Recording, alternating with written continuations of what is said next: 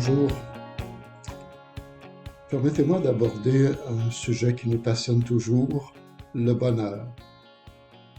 Diverses conceptions du bonheur peuvent nous intéresser, mais j'aimerais m'arrêter plus particulièrement sur ce point. Être chrétien, est-ce que ça me rend heureux? Être chrétienne, est-ce que ça me rend heureuse? Bien sûr, on a toujours reconnu que Dieu est la source du bonheur. Le psaume l'exprime ainsi. Garde-moi, mon Dieu, j'ai fait de toi mon refuge. J'ai dit au Seigneur, tu es mon Dieu. Je n'ai pas d'autre bonheur que toi. Je pense à saint Thomas d'Aquin qui disait, Dieu seul rassasie. Ou encore à saint Augustin qui écrit dans ses confessions, tu nous as fait pour toi, Seigneur, et notre cœur est sans repos tant qu'il ne repose en toi. Nous sommes tous à l'affût de cette paix, de ce bonheur que Dieu nous procure. Il y a évidemment du bonheur à goûter la vie dans tout ce qu'elle nous offre de beau et de bon. Pensons à ces moments vécus avec les personnes qu'on aime, nos proches, nos amis. Pensons au bonheur de vivre en santé ou de goûter les bienfaits de la nature. Je dirais que ce sont des bonheurs simples, en comparaison avec ce bonheur dont Jésus nous parle dans les béatitudes, un bonheur divin, acquis au prix de certains efforts dans l'exercice de la vertu. En fait, ce que nous désirons comme Jésus, c'est que le monde soit beau.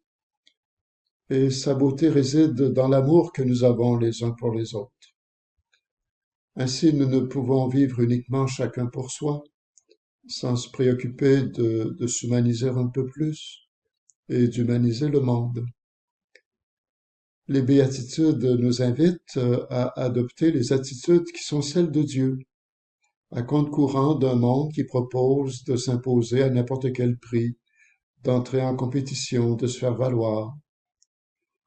Comme Dieu qui est bon, doux et humble, qui fait miséricorde, qui apporte la paix, nous sommes invités à être bienveillants, pacifiques, miséricordieux, tournés vers les autres.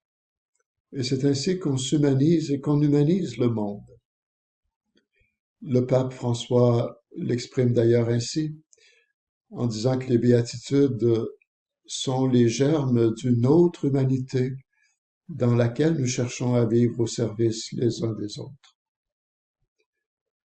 Marcel Legault, profondément croyant, auteur d'un livre qui s'appelle L'homme à la recherche de son humanité, a écrit « Nous devenons nous-mêmes à travers la relation à autrui ». Un philosophe et moraliste, Emmanuel Lévinas, nous parle de la responsabilité que nous devons avoir envers les autres. Il a écrit « La civilisation commence quand tu donnes la priorité à l'autre sur toi-même. » Bien autrement dit, l'autre fait partie de nous. C'est en faisant du bien aux autres qu'on se fait du bien, qu'on s'humanise, qu'on est heureux. Et Jésus de nous dire aussi qu'il y a même du bonheur à vivre avec douceur et bonté l'adversité, les railleries que nous pouvons rencontrer à cause de notre foi ou de notre ouverture très humaniste. Le pape François, à ce sujet, de répondre que le bonheur peut aussi se vivre avec la souffrance, si on est des chrétiens pour vrai et pas des chrétiens de salon. Alors, chers amis, posons-nous la question, comme chrétiens, chrétiennes, est-ce que j'adhère au chemin du bonheur que Jésus propose?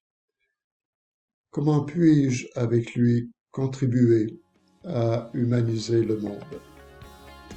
Bonne réflexion.